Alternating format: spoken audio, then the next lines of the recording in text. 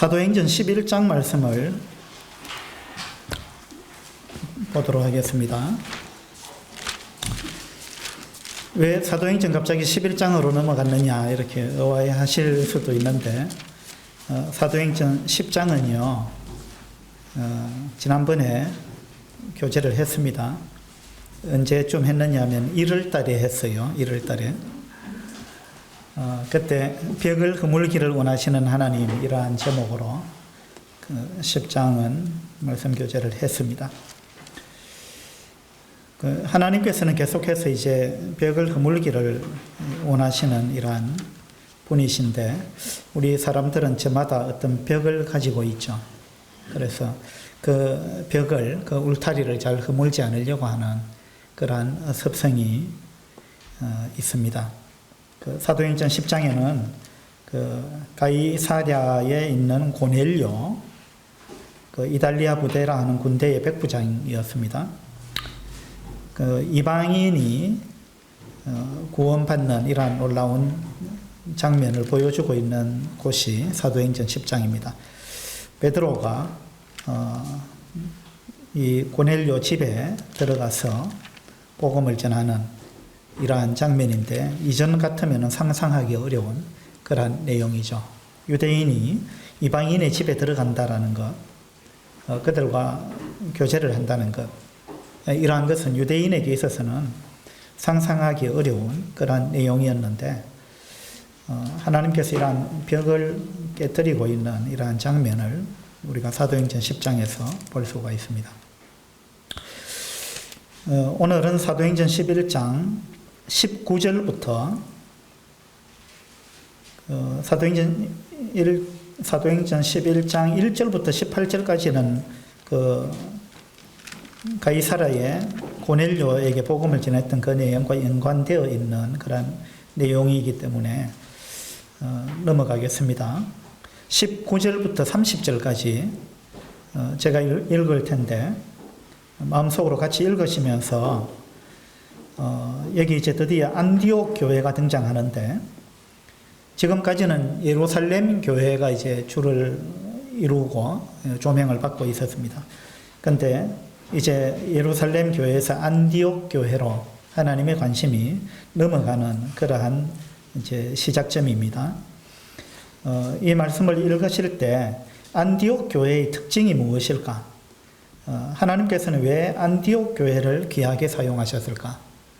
그 이유가 무엇일까? 이런 부분을 생각하시면서 읽으시면 좋겠습니다. 19절부터 읽겠습니다.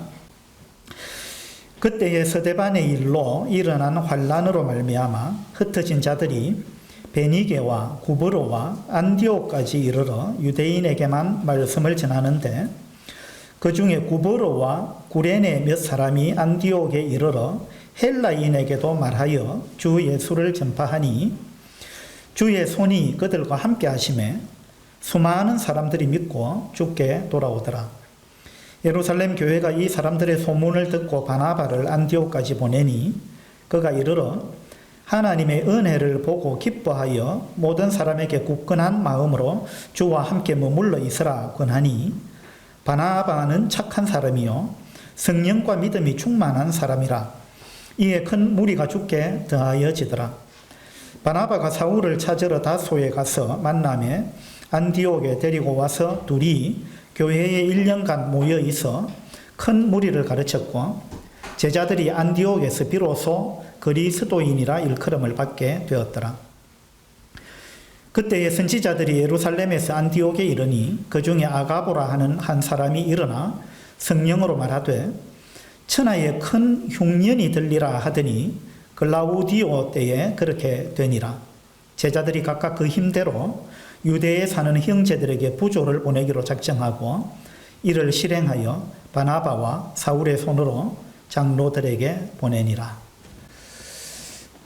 예, 여러분 이 말씀 지금 읽으시면서 안디옥 교회의 특징을 발견하신 게 있습니까?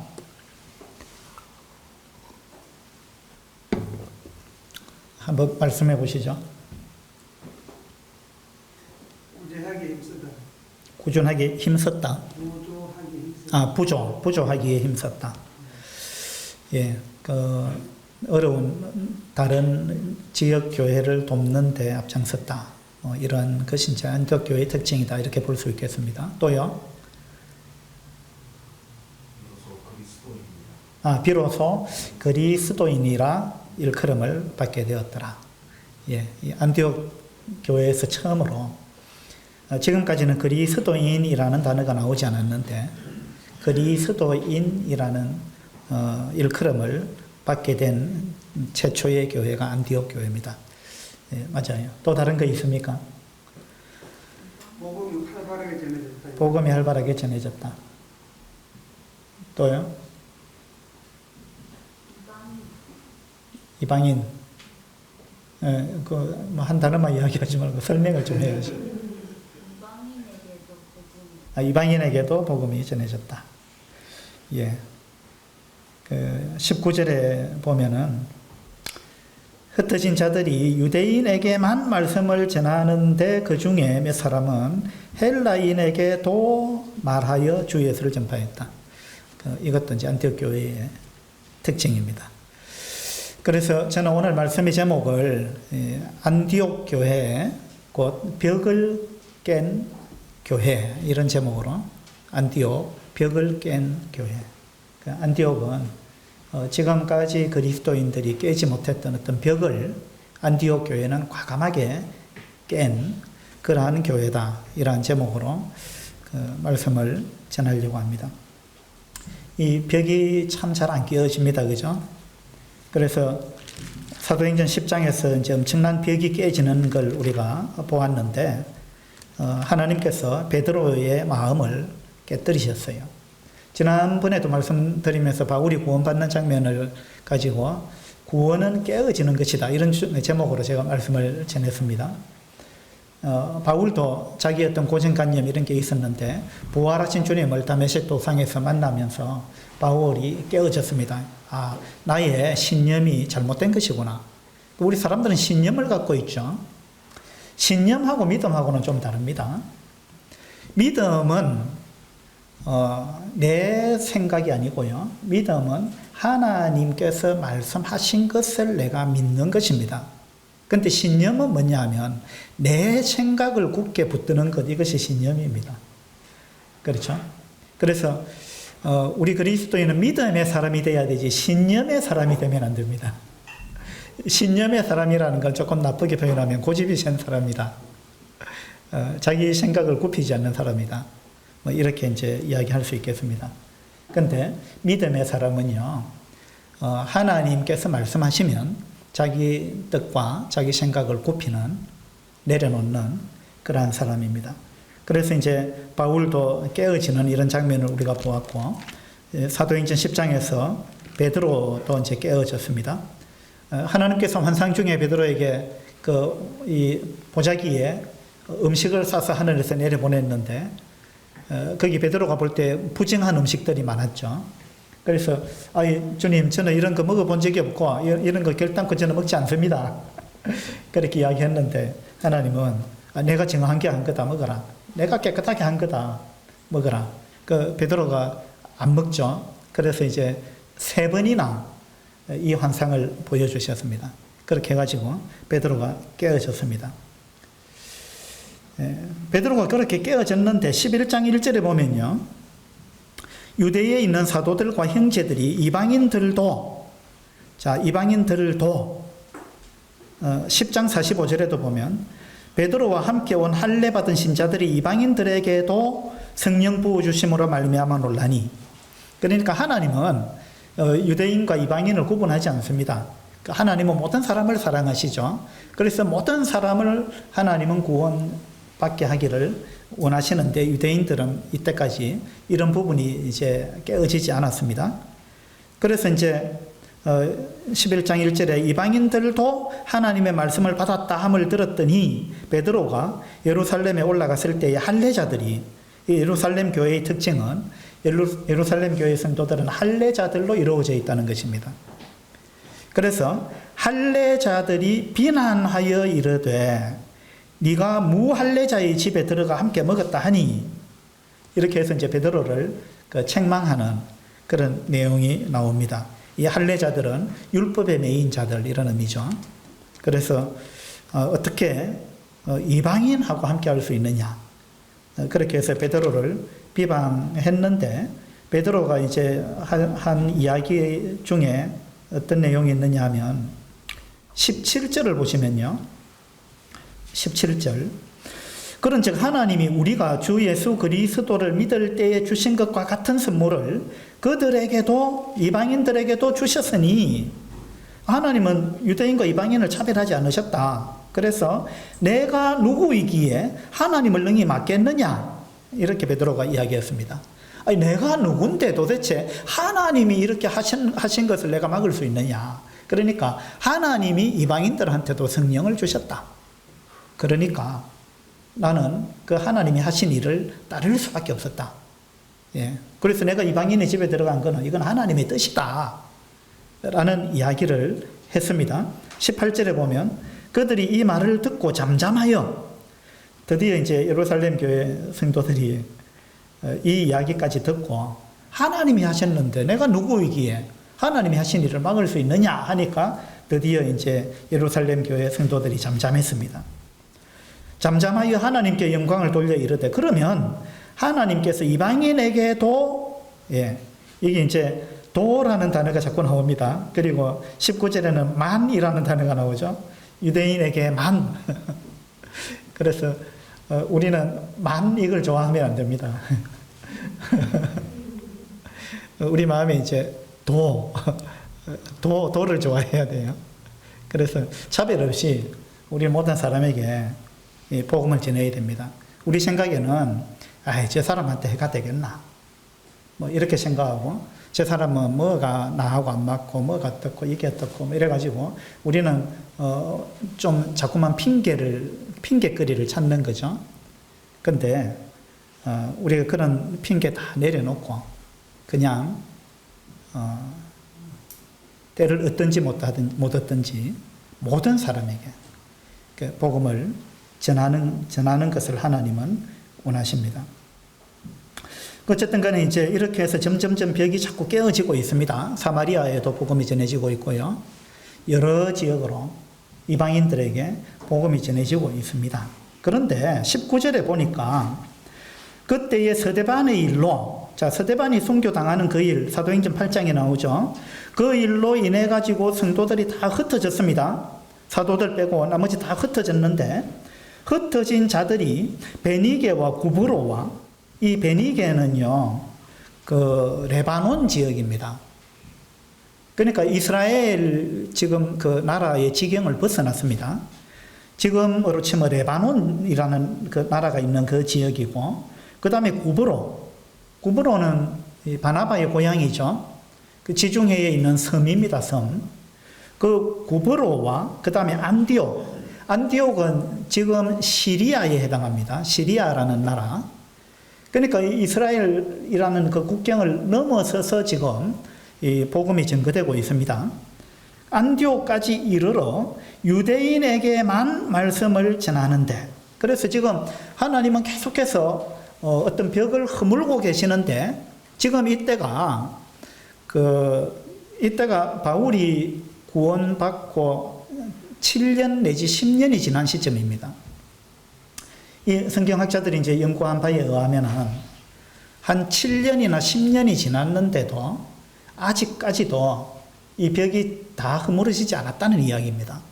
그래서 그들이 여러 지역으로, 이방 지역으로 가서 복음 전하는 것까지는 어떤 지역의 경계를 허무는 것은 어느 정도 허물어졌는데, 아직도 유대인과 이방인의 이 벽은 허물어지지가 않는 겁니다. 잘 안 허물어지는 거예요.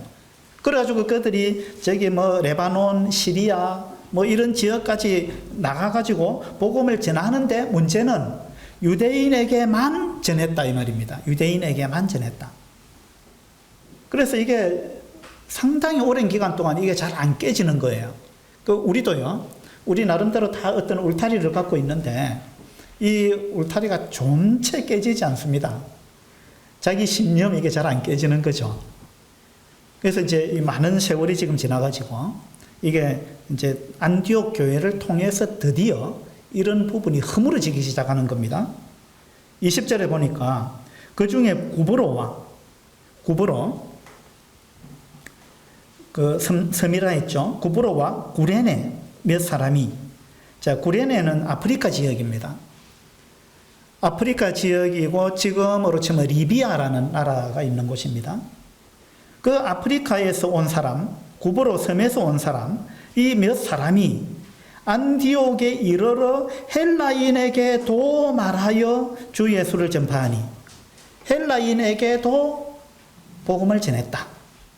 이게 이제 이 구브로와 그 다음에 어디 구레네에서 온 몇 사람, 이 사람이 이 트인 마음을 갖고 있었다 이 말입니다. 꽉 막힌 사람이 아니고 트인 사람. 그래서 이제 안디옥 교회는 이런 트인 사람에 의해서 시작이 된 교회입니다. 근데 신념이 너무 강하면은요, 답답합니다. 그렇죠? 이게 좀 꽉 막혔다, 이렇게 표현할 수도 있는데. 근데 어쨌든 안디옥 교회는 이렇게 벽이 허물어진 사람, 트인 사람에 의해서 교회가 세워졌습니다. 그리고 사도에 의해서 세워진 교회도 아닙니다. 사도나 장로나 뭐 집사나 이런 사람들에 의해서 세워진 것도 아니에요. 여기 보니까 그냥 이름 없는 몇 사람, 이름조차 나와 있지 않습니다. 몇 사람이 안디옥에 가가지고 헬라인에게도 복음을 전했다. 그런데 의외로 많은 사람이 주님을 영접했다는 겁니다. 수많은 사람이. 이렇게 해서 안디옥 교회가 시작이 됐습니다. 그 안디옥 교회는 트인 사람에 의해서, 벽이 깨진 사람에 의해서 교회가 탄생했고, 또 그리고 사도나 뭐 장로나 집사나 이런 사람들에 의해서 교회가 탄생한 게 아니고 이름 없는 몇 사람에 의해서 교회가 시작됐다는 것입니다. 이런 측면에서 볼 때 이 안디옥 교회는 굉장히 놀라운 그 출발을 가지고 있는 그런 교회입니다. 이제 성직자 제도가 지금은 만연해 있는데, 우리가 이런 부분을 볼 때 성직자 제도는 성경적이지 않다라는 걸 우리가 알 수 있어요. 그죠? 성직자가 아닙니다. 이 안디옥 교회를 세운 사람들은요. 그 다음에 바울에게 안수했던 사람도 아나니아, 바울에게 안수했던 사람도 성직자가 아닙니다. 이 성직자라는 개념은 이제 초대교회로부터 한참 세월이 지난 다음에 이 성직자라는 개념이 등장했습니다. 성직자와 평신도. 그러나 성경에 나와 있는 사도행전의 초대교회의 모습들을 쭉 보면은 성직자라는 개념이 없는 것입니다. 그래서 몇 사람이 그냥 복음을 전해가지고 그 교회가 생긴 거예요. 예. 이런 게 이제 성직자 제도를 갖고 있는 교회에서는 참 상상하기 어려운 그런 내용이죠. 그래서 성경대로 하는 이런 이제 우리 같은 교회는 이게 가능한 것입니다. 그렇게 해서 이제 이 안디옥 교회가 시작이 됐습니다. 우리도 이제 복음 전할 때 그 사람을 가려서는 안 됩니다. 저 사람한테 복음 전하면 우리 교회에 도움이 되겠나 안 되겠나 그런 걸 따져서도 안 되고, 여하튼 뭐 내가 좋아하는 사람이냐 뭐 좀 싫어하는 사람이냐 이런 걸 따져서도 안 되죠. 그냥 우리는 순수한 마음을 가지고 그 복음을 전해야 합니다. 빌립도 이제 그 에티오피아에서 온 그 네시한테 복음을 전했죠. 그렇게 해가지고 그건 순전히 그냥 하나님의 말씀에 순종해가지고 그 일이 벌어진 것입니다. 그렇게 해서 에티오피아라는 나라가 기독교 국가가 되었다. 그런 말씀을 지난번에 드렸죠. 그 다음에 여기 이제 구레네 몇 사람이 안디옥에서 복음을 전했다 이렇게 나오는데, 이 사람들은 구레네에는 어떻게 복음이 들어갔을까?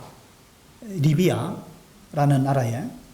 이런 것도 가만히 생각해 봤을 때 우리가 이제 추측할 수 있는 몇 가지가 있는데, 사도행전 2장에 보면은 오순절날 성령이 임해가지고 제자들이 막 방언을 하고 이랬을 때 천하 각국에서 많은 사람들이 모였다가 예루살렘에 모였다가 이 놀라운 광경을 보았다 그랬습니다. 그때 구레네에서 온 사람도 있었습니다. 그래서 이렇게 해서 이제 이 리비아에 복음이 들어가지 않았을까 이렇게 추측해 볼 수 있습니다. 또 그것뿐만 아니라 누가복음을 한번 봅시다.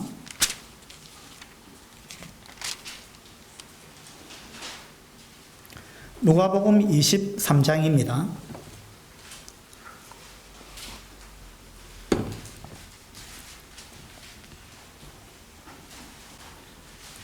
23장 26절입니다.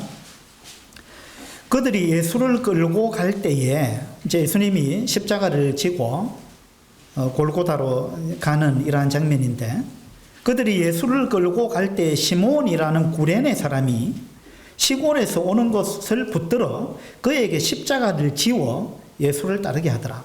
그래서 예수님이 십자가를 지고 가다가 막 너무 힘에 겨워서 넘어지고 이렇게 했죠. 그때 군병들이 그 옆에 어떤 사람을 붙잡아가지고 네가 저 십자가를 대신 져라. 그리고 골고다까지 네가 지고 가자. 이렇게 했는데 그 사람이 누구냐면 구레네 사람이에요. 구레네 사람이 뭣도 모르고 왔다가 구경하다가 잡혀가지고 예수님의 십자가를 자기가 지고 그 예수를 따르게 했다. 그냥 여기서는 십자가 지고 예수님의 사형 당하러 가는 걸 따라갔다는 이야기인데, 이 말 그대로 이 사람이 예수님을 믿고 그 따라가면서 예수님이 어떤 분인지를 알았고, 십자가에서 예수님이 그 못 박힌 상태에서 예수님의 어떤 인품이나 이런 부분들을 보고 이 사람이 진짜로 십자가를 지고 따라가는 사람이 진짜 예수님을 따르는 자가 되지 않았을까? 이제 이런 추측이 가능합니다. 구레네 사람인데, 이게 왜 그게 가능하냐 하면요, 마가복음을 또 한번 봅시다.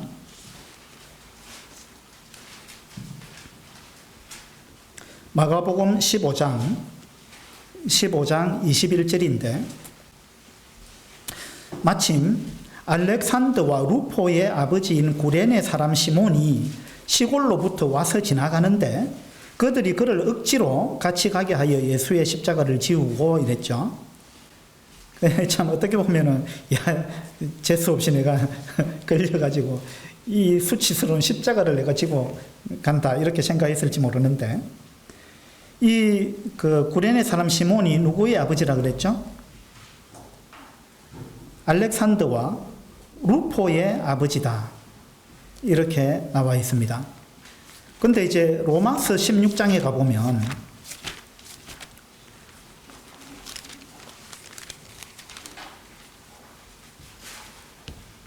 로마서 16장 13절입니다. 13절. 로마서 16장은 이제 사도 바울이 로마 교회에 편지를 쓰고 마지막에 이제 문안 인사를 하는 이러한 내용인데, 16장 13절에 보면 주 안에서 택하심을 입은 루포와 그의 어머니에게 문안하라. 그의 어머니는 곧 내 어머니니라. 이렇게 말씀하고 있습니다. 여기 이제 그 십자가를 억지로 지고 갔던 시몬의 아들 루포 이야기가 여기 나옵니다. 물론 이제 이 루포가 그 루포냐 아닐 수도 있다 이렇게 이야기할 수도 있지만, 많은 학자들이 아마 그 루포가 맞을 것이다 이렇게 이제 분별하고 있습니다. 이러한 내용들을 보게 됐을 때 우리가 사람을 가려서 복음을 전해서는 안 된다라는 걸 우리가 더 느낄 수가 있습니다. 하나님께서 우리에게 기회를 주실 때마다 우리가 복음을 전하게 되면 거기서 어떤 일이 일어날지 우리는 모릅니다. 그 사람이 구원받아가지고 얼마만한 큰 그 영향력이 있는 인물이 될지 모르는 거예요. 이렇게 해서 리비아라는 나라에 복음이 들어갔단 말입니다. 에티오피아에도 복음이 들어갔죠. 예, 그게 참 놀라운 이 장면이죠. 우리 교회가 이제 외국인 사역을 시작하게 된 것도 우리 김문정 형제님이 우리나라 사람한테 막 복음을 좀 전해보니까 안 먹히더라 이 말입니다. 그러다가 이제 외국인한테로 좀 관심을 돌려봐야 되겠다 이렇게 생각을 하고는 어느 날 청년들하고 이제 외국인한테 우리가 복음 전하러 가자.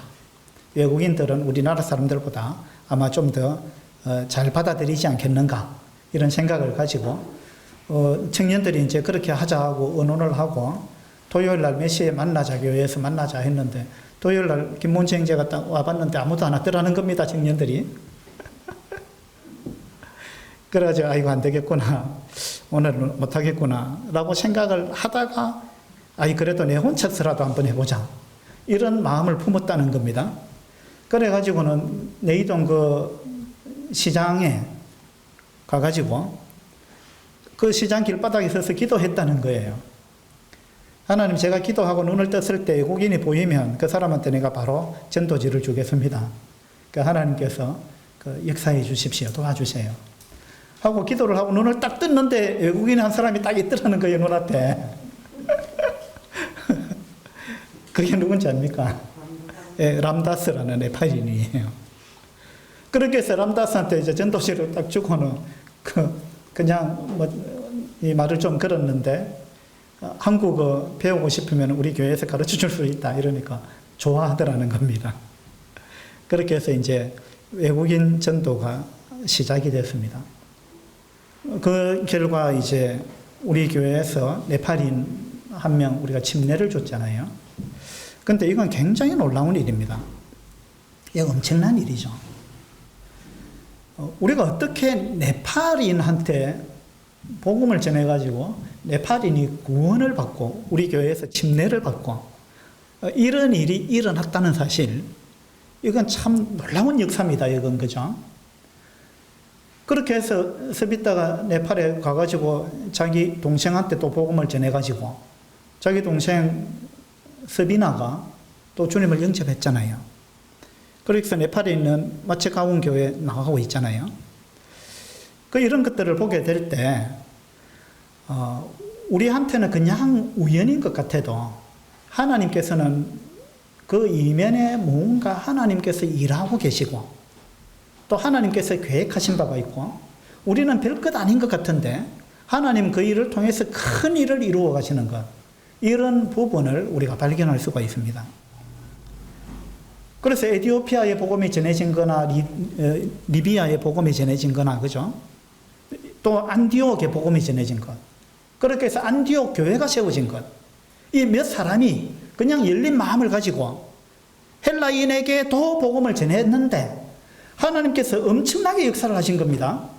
사도행전 11장으로 다시 돌아가 보면 11장 20절에 그 중에 구브로와 구레네 몇 사람이 안디옥에 이르러 헬라인에게도 말하여 주 예수를 전파하니 주의 손이 그들과 함께 하심에 수많은 사람들이 믿고 주께 돌아오더라. 주의 손이 그들과 함께 하심에 엄청난 역사가 일어난 것입니다. 그래서 하나님은 이 때를 얼마나 기다렸는지 모릅니다. 예루살렘 교회가 이 일을 하기를 하나님은 원하셨습니다. 사도행전 1장 8절에 보면 성령이 너희에게 임하시며 너희가 권능을 받고 예루살렘과 온 유대와 사마리아와 땅끝까지 이르러 내 증인이 되리라 라고 말씀하셨는데, 그렇게 해서 지금 한 10년 가까이가 흘러갔다는 겁니다. 그런데 하나님은 이렇게 할 성도들을 찾고 계셨습니다. 그런데 그 사람들이, 이름 없는 몇 사람이 안디옥에 가가지고 헬라인에게도 말씀을 전했는데 하나님께서 기다렸다는 뜻이 크게 역사를 하신 것입니다. 그렇게 해가지고 많은 사람, 수많은 사람이 구원을 받고 안디옥 교회가 탄생을 했습니다. 얼마나 놀라운 역사입니까? 그래서 우리도 안디옥 교회 같이, 우리 밀양서부 교회가 안디옥 교회 같은 그런 교회가 되면 좋겠다, 이제 이런 생각을 저는 많이 했습니다. 예루살렘 교회보다는 안디옥 교회. 왜냐하면 지금 이때부터 이제 예루살렘 교회보다는 하나님의 관심은 안디옥 교회가 있습니다. 왜 그런가 하면 예루살렘 교회는 이 틀을 잘 깨지 못하는 교회예요. 그래서 자꾸만 이 테두리 속에 갇혀 있는데 안디옥 교회는 출발부터 이 테두리를 깨버린 거예요. 그래서 하나님은 예루살렘 교회는 마음껏 쓰기가 어려웠는데, 물론 예루살렘 교회에서도 많은 역사를 하셨지만 선교라는 측면에서 볼 때 하나님은 예루살렘 교회를 쓰기가 참 어려웠습니다. 그런데 안디옥 교회의 성도들은 열린 마음을 갖고 있었습니다. 아주 진취적인 그런 마음을 갖고 있었어요. 그래서 하나님은 안디옥 교회를 통해서 세계 선교를 시작하셨습니다. 그래서 사도행전 13장부터 보면 이제 안디옥 교회를 통해서 유럽의 전 지역에 복음이 선교사가 파송이 되고 그렇게 해서 복음이 선교가 시작되는 이러한 놀라운 역사를 안디옥 교회가 감당을 하고 있습니다. 그래서 우리 교회도 안디옥 교회와 같은 그런 교회가 되면 좋겠다. 그런 생각을 해보는 것입니다. 안디옥 교회는 트인 교회였고 그 다음에 성도들이 선교사가 된 거예요. 시작부터 그래요. 이 몇 사람들이 헬라인에게도 복음을 전했다 이 말은 이 사람들이 이미 선교를 시작한 거예요. 사도 바울과 바나바가 선교사 파송되기 전부터 안디옥 교회는 선교하는 교회가 되어버린 거예요. 그래서 이 틀을 깬 교회, 벽을 깬 교회, 이런 교회가 바로 안디옥 교회다. 이런 것을 우리가 생각할 수 있습니다. 그 다음에 이제 안디옥 교회의 또 하나의 특징은 이 안디옥 교회에 이와 같은 소문이 이제 예루살렘 교회에 들리니까 예루살렘 교회가 안디옥에 누구를 파송했습니다. 자, 누구를 파송했죠? 바나바를 파송했습니다. 자, 바나바는 이 당시는 사도가 아니었습니다. 나중에 이제 사도의 반열에 들어갔는데, 근데 그 바나바를 보냈는데, 이 바나바는 그 구브로 사람이거든요. 그러니까 이제 안디옥 교회에 복음을 전했던 사람, 몇 사람도 구브로 사람하고 그 구레네 사람이잖아요. 그래서 이제, 이 헬라의 어떤 문화를 지니고 있는 이 바나바를 보내는 것이 합당하겠다. 이 이방인 지역, 이방인 교회니까. 그렇게 이제 예루살렘 교회에서 판단을 한 것 같습니다. 그렇게 해서 바나바를 보냈습니다. 23절에 보면 바나바가 이르러 하나님의 은혜를 보고 기뻐하여 모든 사람에게 굳건한 마음으로 주와 함께 머물러 있으라 권하니 바나바는 착한 사람이요. 자, 바나바가 어떤 사람이냐면 바나바는 트인 사람입니다. 또 바나바는 착한 사람입니다. 그 다음에 성령과 믿음이 충만한 사람이라 이에 큰 무리가 주께 더하여지더라. 안디옥 교회가 크게 이렇게 번창할 수 있었던 것은 성도들부터가 열린 마음을 갖고 있었고 그렇게 시작된 교회고 그 다음에 안디옥 교회 최초의 사역자가 된 이 바나바가 열린 마음을 갖고 있었을 뿐만 아니라 바나바는 착한 사람이었다는 거예요. 착한 사람이다. 여기 착하고 그 다음에 뭐라 했어요? 성령과 믿음이 충만한 사람이라 그랬는데 우리는요, 저 사람 믿음 좋다. 믿음. 우리는 믿음을 많이 이야기합니다. 그런데 지금 이 말씀에 보면 믿음을 먼저 언급하지 않았습니다. 믿음보다 더 중요한 덕목이 있는 거예요. 그게 뭡니까? 착한 사람이라는 거예요. 우리도 이 안디옥 교회처럼 되려면은 우리 교회에 착한 사람이 많아야 돼요. 착한 사람. 믿음 좋은 사람보다 착한 사람. 이 착한 사람이라는 거는 어떤 의미가 있느냐 하면 고집이 세지 않은 사람이에요. 이 원어적으로 보면 착한 사람이라는 말이 하나님께 유용한 이런 의미를 갖고 있어요. 하나님의 일에 유용한, 하나님이 쓰기에 편한 그런 이야기거든요. 근데 우리가 고집이 세면은요, 하나님이 쓰기가 어려운 거예요. 그래서 믿음 좋다 하는데 믿음은 좋은데 착하지 않은 그리스도인이 있을 수 있어요. 예, 고집만 센 거예요. 자기 믿음만 주장하고 믿음만 자꾸 진리 믿음 이것만 이야기하다 보면 꽉 막힌 사람이 될 수 있어요. 근데 바나바는요, 착한 사람이었습니다. 우리 성도님들 모두가 착한 사람이 되면 좋겠어요. 착한 사람은 자기를 위해서 살지 않는 사람이죠. 자기 고집을 피우지 않는 사람이에요. 다른 사람의 유익을 위해서 또는 이것이 하나님께 정말 도움이 되느냐, 하나님의 일에 그리고 교회에 유익하냐, 도움이 되느냐, 그것을 먼저 생각하는 사람입니다. 우리가 그저께 금요일 날 제자훈련반 하면서 겸손에 관해서 공부를 했습니다.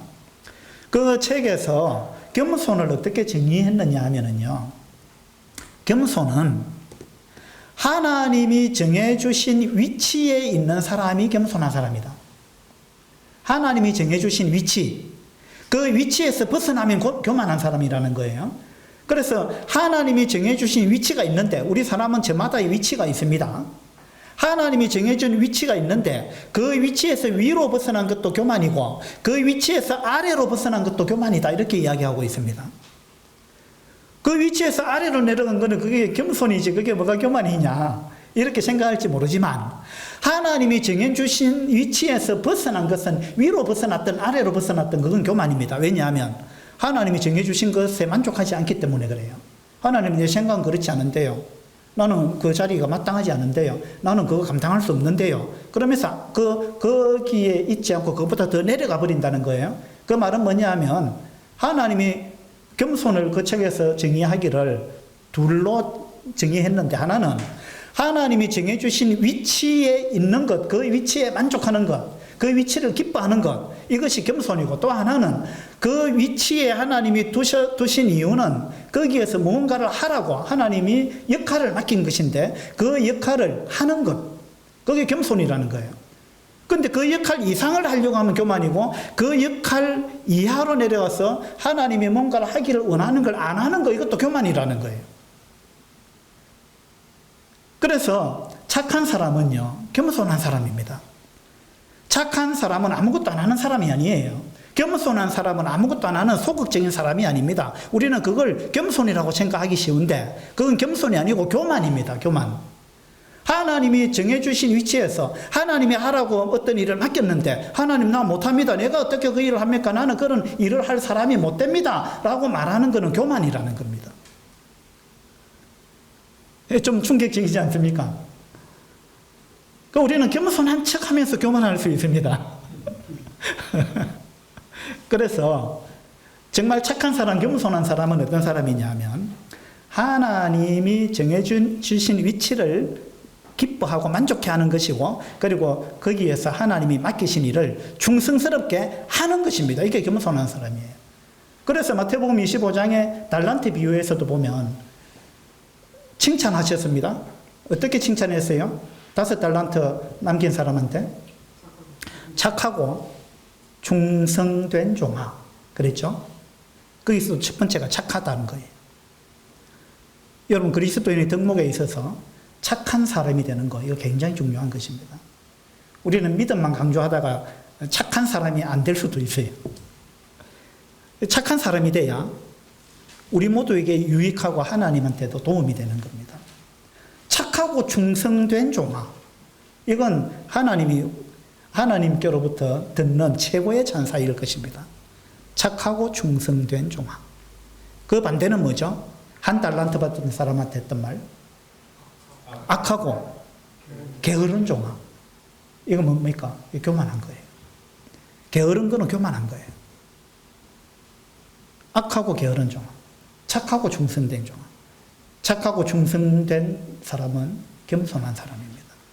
바나바는요, 첫 번째 덕목이 착한 사람이었습니다.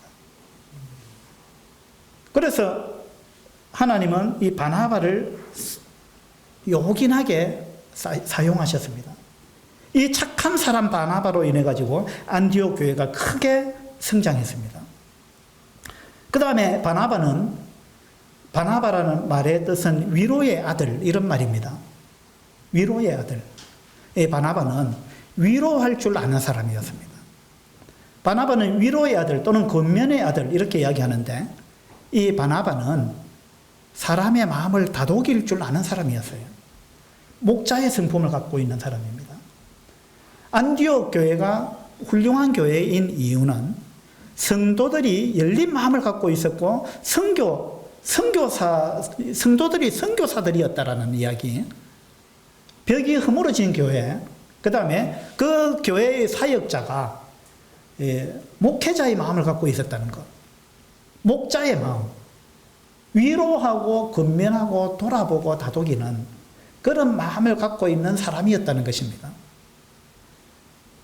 그래서 사람들이 사울이 구원받고 나서 사울을 영접하지 않으려고 했잖아요. 예루살렘 교회가. 그때 나섰던 사람도 바나바였습니다. 바나바가 나서가지고 사울을 데리고 와가지고 소개했습니다. 예루살렘 교회 소개하면서 이 사람은 그런 사람이 아니다. 이전하고 다르다. 이 사람이 이제 우리와 같은 사람이 됐다.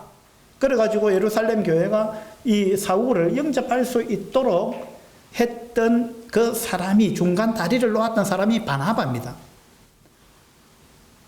그래서 우리 교회가 안디옥 교회처럼 되려면 성도들이 선교사적인 마음을 갖고 있어야 되고 열린 마음을 갖고 있어야 되고 그 다음에 우리 교회에 목자가 있어야 된다는 겁니다. 목자, 위로자, 돌보는 자, 그것도 충성스럽게 착한 마음을 가지고, 그죠? 이게 바나바였습니다. 그런데 이제 이것만 갖고는 교회가 안 됩니다. 왜 안 되느냐 하면 24절에 보니까 이에 큰 무리가 죽게 더하여지더라 그랬죠.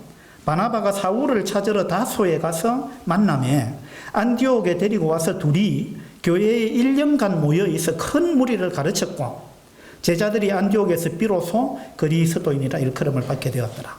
그래서 이제 교회가 성도가 굉장히 많아졌는데 바나바가 감당이 안 되는 거예요. 왜 감당이 안 되느냐 하면 바나바는 위로의 은사를 갖고 있습니다. 그런데 이 성도들이 많아졌는데 지금 어떤 은사가 필요하냐면 교사가 필요한 거예요. 교사의 은사가 필요한 겁니다.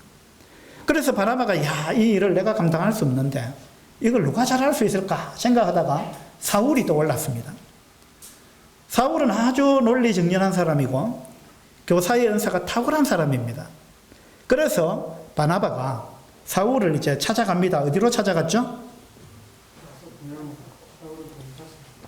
예, 사울의 고향 다소로 갔습니다.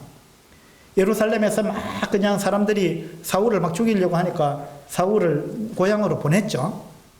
그렇게 해서 이제 7년에서 한 10년이 지나갔습니다.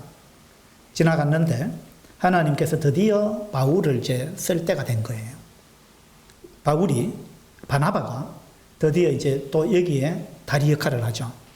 그래서 바나바가 사울을 찾아가가지고 데리고 와서 1년 동안 큰 무리를 가르쳤다. 그래서 안디옥 교회는요, 위로의 은사를 갖고 있는, 목자의 은사를 갖고 있는 충성스럽고 착한 사람, 바나바가 있었고, 그 다음에 탁월한 교사의 은사를 갖고 있는 바울이 있었습니다. 그리고 성도들이 선교사의 마음을 갖고 전도하는 성도들이었습니다. 아주 이상적인 교회입니다. 제가 볼 때. 교회는 전도자가 있어야 되고요. 목자가 있어야 되고 교사가 있어야 됩니다. 에베소서의 은사 이야기하면서 이 세 가지 은사가 교회를 세우는 은사로 나와 있습니다. 아주 중요한 거죠. 그래서 저는 우리 교회에 정말 목자가 있으면 좋겠다. 저는 이제 그 부분 좀 잘 못하거든요.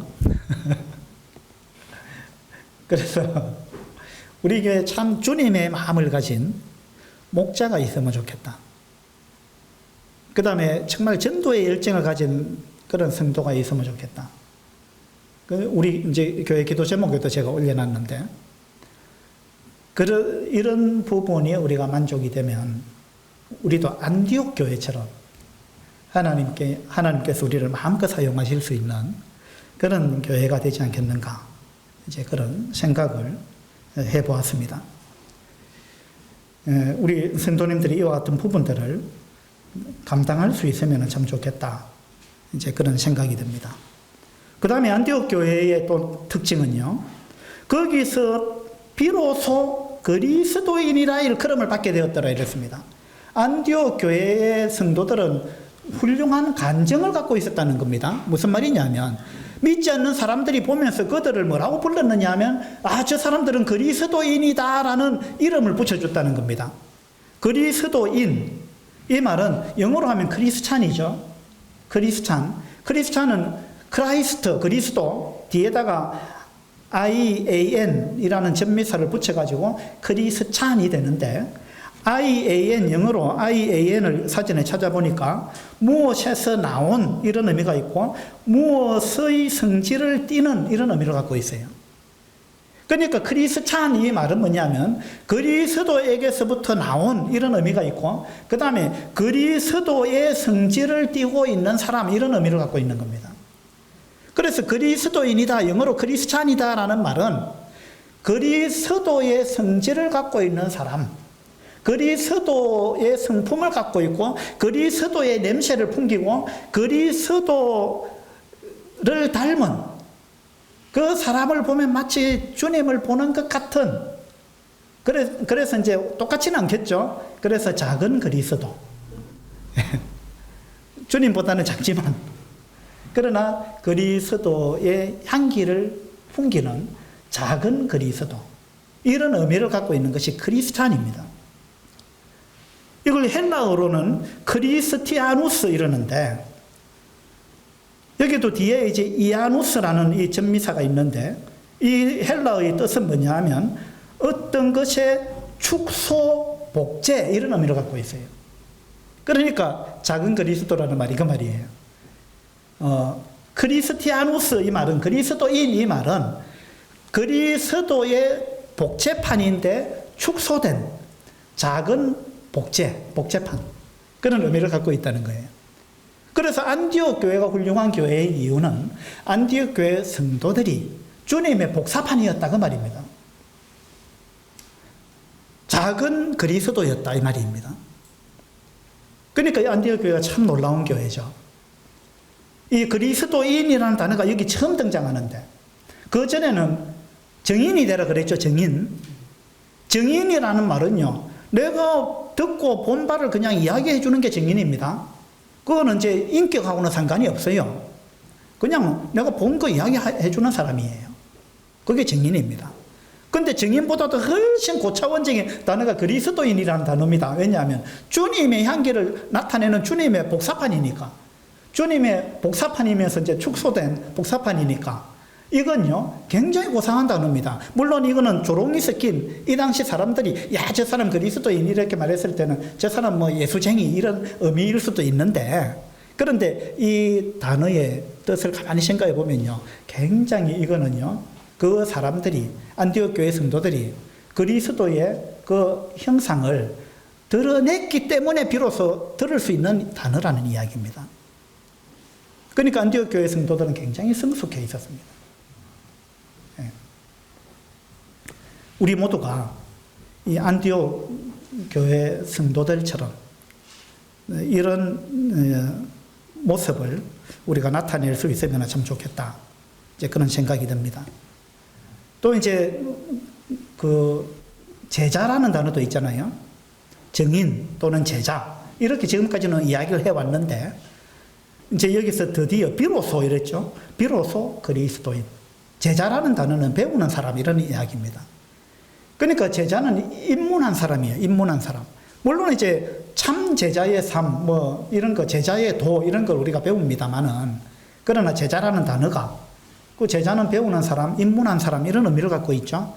그러니까 정인이라는 말보다, 제자라는 말보다 훨씬 더 원숙한 의미를 갖고 있는, 고상한, 더 발전된 그런 의미를 담고 있는 단어가 그리스도인입니다. 그러니까 여러분 그리스도인 맞습니까? 여러분 그리스도인이에요? 요즘은 이 그리스도인이라는 단어가 너무 쉽게 사용됩니다. 그래서 그냥 예수쟁이들을 다 그리스도인이라고 그냥 부르고, 자기 구원의 확신도 없는데 교회 몇 번 다녔다고 나는 그리스도인입니다, 뭐 이렇게 이야기하는 사람도 있는데, 이 그리스도인이라는 단어의 뜻은 그런 게 아닙니다. 정말 내 삶을 통해서 그리스도의 향기가 나타나는 사람이 그리스도인이라는 거예요. 그래서 이 안디옥 교회는 바로 이런 교회였습니다. 그 다음에 또 아까 누가 이야기했는데, 이 안디옥 교회는요 유대에 사는 형제들에게 부조를 보내는 이런 교회였습니다. 예루살렘 교회는 이방인들을 자꾸만 뭔가 좀 벽을 두고 가까이 안 하려고 했는데, 이 이방인 교회였던 안디옥 교회, 이 안디옥 교회는요, 예루살렘 교회가 기근을 만나가지고 힘들다라는 소식을 들었을 때, 그들은 그 예루살렘 교회에 기꺼이 힘을 다해서 부조를 했던 이런 교회입니다. 그래서 오늘 우리는 사도행전 11장에서 이 안디옥 교회가 하나님 쓰시기에 얼마나 합당한 그런 교회였는가, 이런 부분을 우리가 보게 되고, 우리 교회도 이 안디옥 교회와 같은 그런 교회가 되면 좋겠다, 그런 생각을 우리 모두가 가질 수가 있으면 좋겠습니다. 그리스도인, 우리 모두가 그리스도인이라는 말을 비난의 말이 아니고 정말 저 사람은 딱 보니까 그리스도인이 맞다, 이런 그 그리스도인이라는 거 우리가 숨겨서도 안 되고, 이게 이제 우리 말로만 내가 그리스도인이라 해가 되는 것도 아니고, 우리의 삶을 통해서 저 사람은 정말 하나님 믿는 사람이 맞다, 이러한 이야기를 우리 주변 사람들로부터 듣는 그런 우리 모두가 되면 좋겠다, 이런 생각이 듭니다. 이 당시 안디옥 교회 성도들은요, 주변에서 볼 때 누가 봐도 그리스도인이었어요. 누가 봐도. 우리도 마찬가지로 누가 봐도 그리스도인이 돼야 되는 거죠. 근데 뭐 요즘은 개가 짖지 않는 시대다, 뭐 이런 이야기를 누가 하던데, 그 무슨 말이냐면, 개는 도둑을 보고 짖는데 보니까 다 도둑 같아가지고 짖을 필요가 없는 시대가 됐다. 뭐 누가 도둑인지 아닌지 분간이 안 되는 시대다, 뭐 이제 이런 이야기를 누가 하던데, 그 다음에 또 이제 비슷하게 이야기를 하자면, 사탄이 그리스도인들을 좀 괴롭히고 싶은데, 누가 그리스도인인지 사탄이 아무리 봐도 표시가 잘 안 나가지고, 좀 이래 고난을 주고 싶어도 그리스도인이 누군지 발견하기 어려운, 찾기가 어려운, 분간하기 어려운 시대가 지금 이 시대다, 그런 이야기를 또 누가 하더라고요. 여러분은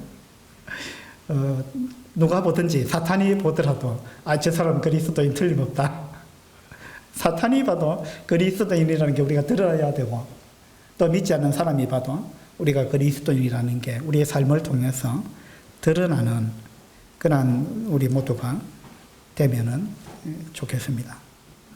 기도합시다.